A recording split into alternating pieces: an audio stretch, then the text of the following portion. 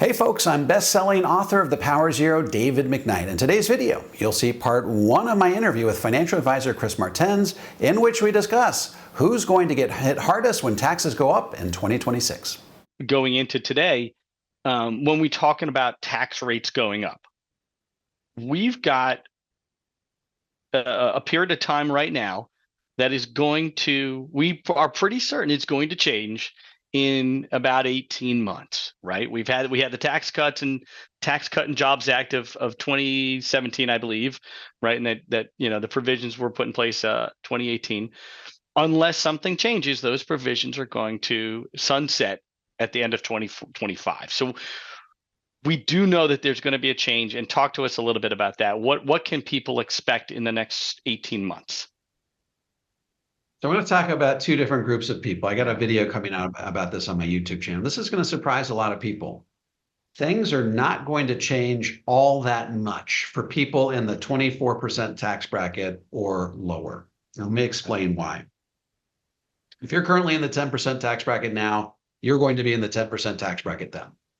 If you're in the 12% tax bracket now, you're going to be in the 15% tax bracket post 2026. And if you're in the 22, you'll be in the 25. If you're in the 24, you're going to be in the 28. So there's going to be tiny changes, on the margins of those tax rates. Now, more importantly, the range of incomes that are governed by those tax rates are also going to be largely the same. They're not going to change all that much. So you'll see that the income brackets are about the same. It's just the number attached to those brackets goes up ever so slightly on the margin. However, if you are in the current 32, 35, or 37, it becomes an absolute bloodbath. That 32, I believe, becomes a 33. The 35 stays the same, and the 37 becomes 39.6. But there's going to be massive tax bracket compression, meaning that you are going to rise through those tax brackets much more quickly than you do under the current regime. I mean, it's going to be really, really nasty. I just did some modeling. If you are at the top of the 35% tax bracket today, I think it's in 2026, it's $730 some odd thousand.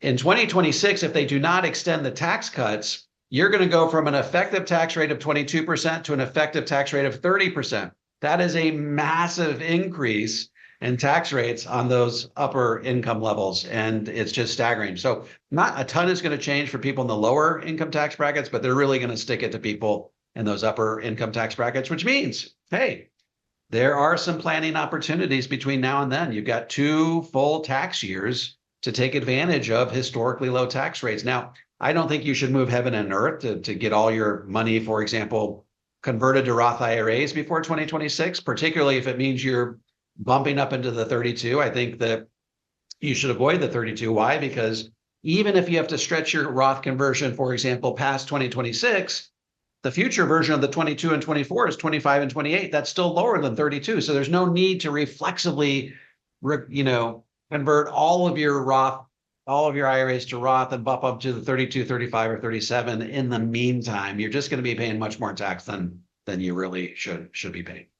Right. And I gotta, when we're talking about federal income tax here, so we're not even including, if someone lives in a state that has state income taxes, right? So it could get even that much worse for someone in New York, California, some of these states that have high income taxes. And these are my words, not yours. If we're seeing these problems at the federal level, you're seeing them at the state level also. Right, you're going to see these same upward pressures on rates. You're going to see these pressures on budgets. I know in the town that I live, we're seeing even property tax increases, which is just another, exposure, right, to somebody in retirement. We don't need to go down that rabbit hole, but there's a lot on the horizon, and no better time to get into motion now. And then just to widen out the lens a little bit further, if people are worried that things are going from, say, 24 to 28 and they're not able to get in time, let's look at that on a historical basis. On a historical basis, we're at the significant low end of historical rates. We're in a golden age right now. Again, my words, not yours. I really think of estate planning and retirement planning. How would you respond to that? Yeah, I mean, we have this window of opportunity that's closing fast when it comes to taking advantage of historically low tax rates. If you went to Nordstrom and they had a pair of jeans and they said these jeans are going to be half off through Friday, you're probably not going to wait until Saturday, Sunday, or Monday to go buy that pair of jeans. And that's obviously a banal sort of comparison, but it's true. Tax rates are on sale. In my book, The Power of Zero, I talk about the tax sale of a lifetime. We haven't seen tax rates this low since the Bill Clinton era. I talked to David Walker, former Comptroller General of the federal government. I had him on my YouTube channel. I interviewed him and I said, what can you tell me about the future of tax rates? And he says, I can tell you this. I can tell you that tax rates will never in the future be as low as they are today.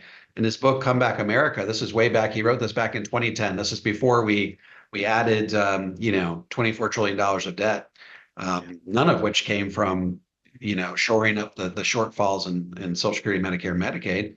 He said that tax rates have to double by 2030 when you account for federal tax rate, state taxes, and local taxes, all of the taxes that need to be raised to bridge our fiscal shortfalls. Tax rates have to double. He says if they don't double by 2030, they're going to have to go even higher every year after that we don't put permanent fixes in place. So if you're talking about retirement planning, you're talking about estate planning, it's only going to get worse from here on out because the debt trajectory only goes up from here on out. And I always sometimes folks in the insurance world, right? We tend to get kind of this negative connotation thrown on us, right? We're always talking about negative things and bad things. One of the ways I like to we've got a great window of time. We're trying to help people out instead of kicking the can down the road, instead of ignoring. Let's talk about it today. We've got solutions, we've got concepts, we've got these to look after. So this is actually really a positive conversation how I want people to look at it. And I want to just kind of go back to that Penn Wharton study that you kind of mentioned in the beginning of the show here today, right? That talks about the federal rates taxing and so how should these types of studies inform people, and how should they use them? Not to scare them, but when we're talking about retirement planning strategies, how should they factor these in? Well, a lot of people think that the federal government has the ability to simply kick the can down the road forever. And so they continue to procrastinate things like Roth conversions and things like that.